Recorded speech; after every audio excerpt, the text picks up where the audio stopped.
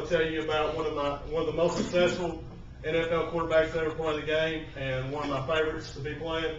He should be a future Hall of Famer, and he's one of the only quarterbacks to lead two different teams to a Super Bowl. He's been to 3 Super Bowls, and he is Kurt Warner. Let's get it loaded up here.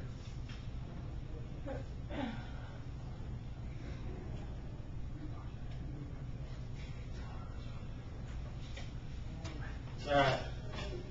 This is his career passing statistics. He, as you can see there, he's a very successful quarterback. He's threw for 186 touchdowns. I believe Troy Aikman threw for 165 when he played. He's in the Hall of Fame.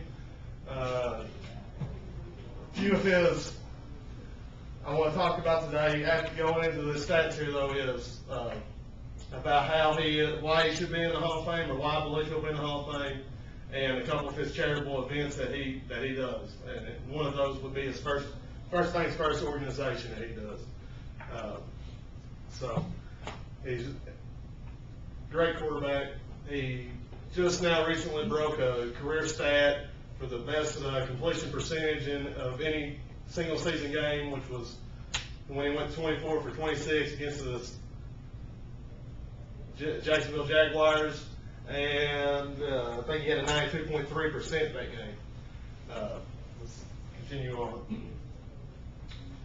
As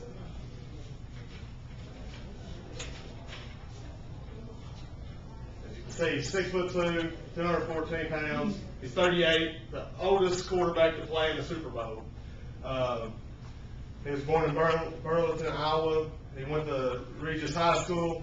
He played in a Division II school at Northern Iowa. And when he was in high school, he was an all-state quarterback. Nobody in Division I wanted him, so he went to Iowa because there's the only one in Northern Iowa. And he thought he'd play after his freshman year. Ended up not playing until his senior year. And so when the draft come, he won the Conference Player of the Year that year. Didn't get drafted. Packers picked him up as an undrafted free agent.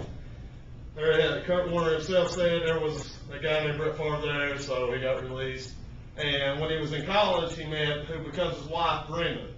And she has 2 kids at the time. Was an old Army officer, and they go on. And when he gets released in '95 for the Packers, he marries her, starts working at a local grocery store, marries Brenda, and they're living in her parents' basement. And he gets a call from an arena football team, the Iowa Barnstormers. So he goes and plays for them for 3 seasons and leads the league. Throws a little over 10,000 yards in it. Gets a phone call from an NFL Europe team, which is like the C team. It's like you don't want to go there. It's bad. Or the minor leagues kind of. And he's like, well, I'll only come if you guys can guarantee me a chance to get into a training camp. And the Admirals coach calls in a favor to Dick Vermeil, gives him a chance if he does well in Europe. Goes over there, leads the league over there, gets a chance to make Dick Vermeil's St. Louis Rams team, and he does. He makes it. Trent Green goes down, and in '99, going into the '99 season, in the preseason, and he becomes a starter, and leads, and then he becomes the field commander of what is going to become the greatest show on turf. From '99 to 02, really, they were scoring over 500 touchdowns a game, or not a game, but a season. And then he ends up winning MVP that same year that he becomes the starter, NFL MVP. Wins the Super Bowl against the Titans and was Super Bowl MVP. And then in 01, he comes back, wins MVP again, and goes to the Super Bowl and loses to the Patriots. And then he gets released after, I think, 03, goes to the Giants for a season. Then he goes back to, where he is now, which is the Cardinals. And here recently, he just took them to the Super Bowl, as we all know. And he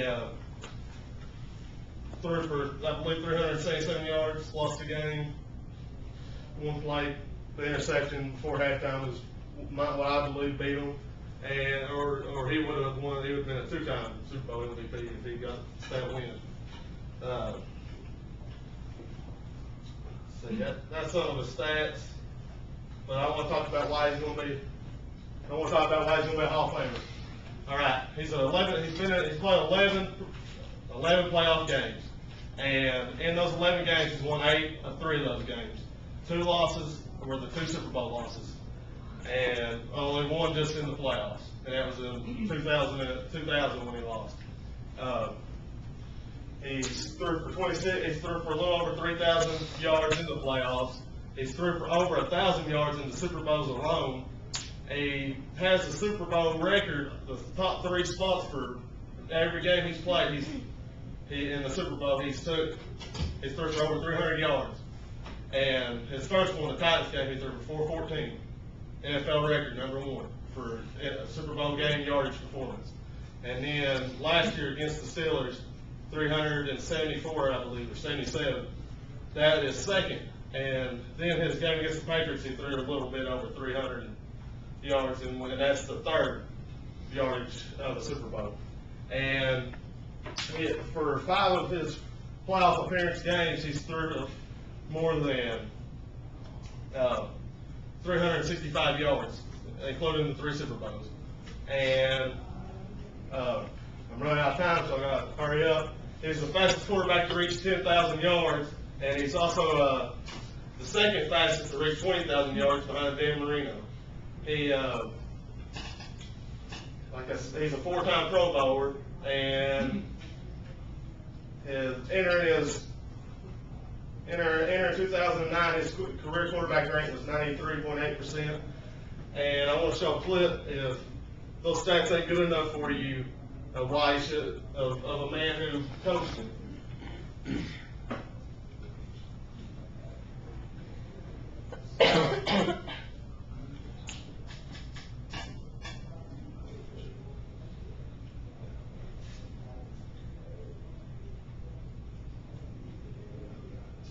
Been to 3 Super Bowls, 2-time league MVP, got 1 ring, one of the craziest up and down redemptive stories in the history of the NFL. Is he a Hall of Famer? No question. There's no question. I think he combined that talent to be something with the passion to go ahead and the will and the persistence to stick with something he really believed he could do, and therefore, one of the best ever. I don't think he ever gets the deep respect. All right, I'm going to have to hurry up. So he's got a few charitable organizations he's worked for. He was Walter Payton Player of the Year last year for doing work with his First Things First organization, which is where he takes like sick kids and takes them to Disneyland and Disney World, and he shows them a good time, gives them their dreams pretty much. And then he goes and working with Habitat Humanity. He worked with them building houses back in low suburb places, and that won him that. And I'm going to go to my last slide, and I'm sorry. I wish I'd been a little bit faster on it, so you guys could have seen more or got more in depth of him. He's